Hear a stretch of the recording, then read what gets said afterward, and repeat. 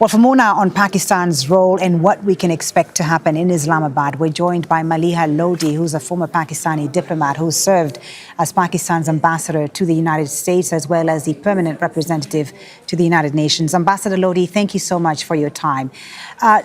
Tell us first about what Pakistan brings to the table as a mediator in these crucial talks. Well, I think what is clear, and that's been repeated over and over again, Pakistan has excellent relations with both Washington as well as Tehran. And of course, it has had long experience in mediation. If we look back, Pakistan was a mediator in the talks between the United States and the Taliban, which led to the Doha Agreement, under which the US withdrew militarily from Afghanistan.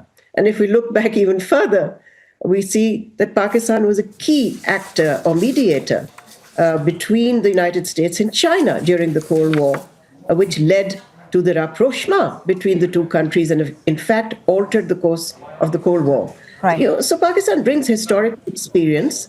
Pakistan brings its current position. And, of course, what this mediation has established is the geopolitical importance of Pakistan. And I would also add another point, which is that we are now looking at a world that is changing so much that countries like Pakistan, which are middle powers, are showing that they are able to play a key role on the global stage and, in fact, influence global geopolitics. But as the world is changing, you say, Ambassador, yourself, as alliances are being redrawn, especially in this region, where does Pakistan stand? It's a very difficult balancing act, is it not?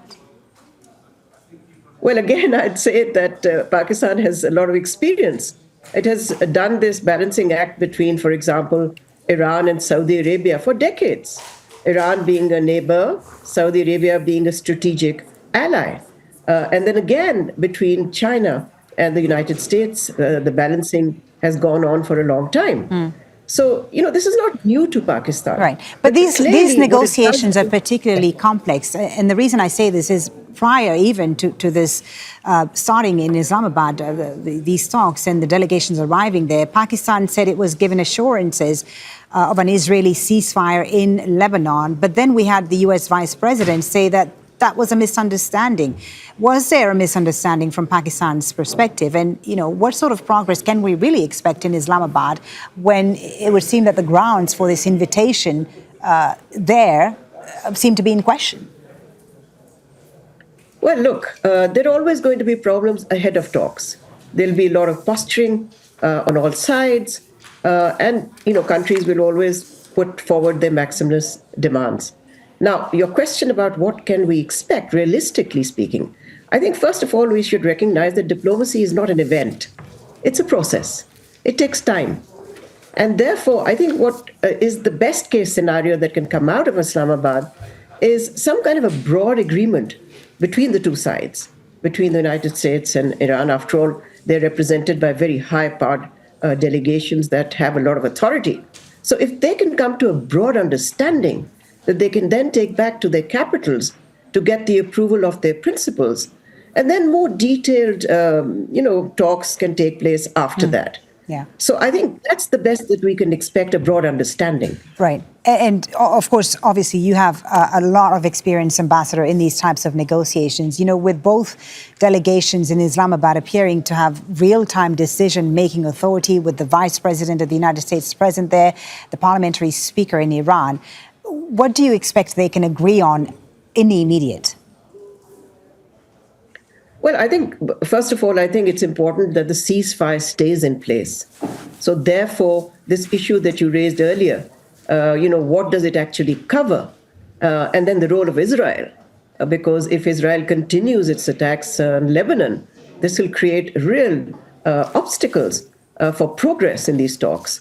So I think that would be extremely important because, and then I think perhaps if they could agree on until there's a final settlement, if they can agree on extending the ceasefire. Because, again, I'm not too sure whether you can expect a deal to emerge within a fortnight's time. Yeah. So if more time is needed, I think if they can agree on this. And so what sort of timeline do you anticipate to unfold here? And do you think Pakistan is ready for this to continue for as long as it takes? Is it willing to get involved for as long as it takes?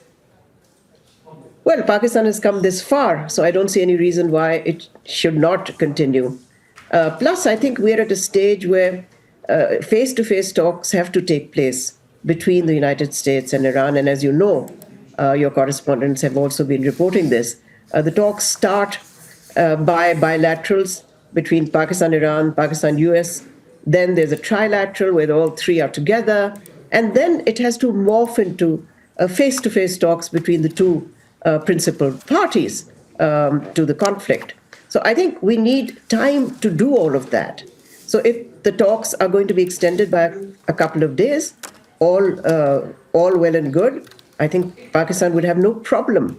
As I said, having come this far, it's not going to let go. Thank you so much, Ambassador Lodhi, for taking the time to speak to us. Maleeha Lodhi, former Pakistani ambassador to the United States, joining us there from Islamabad.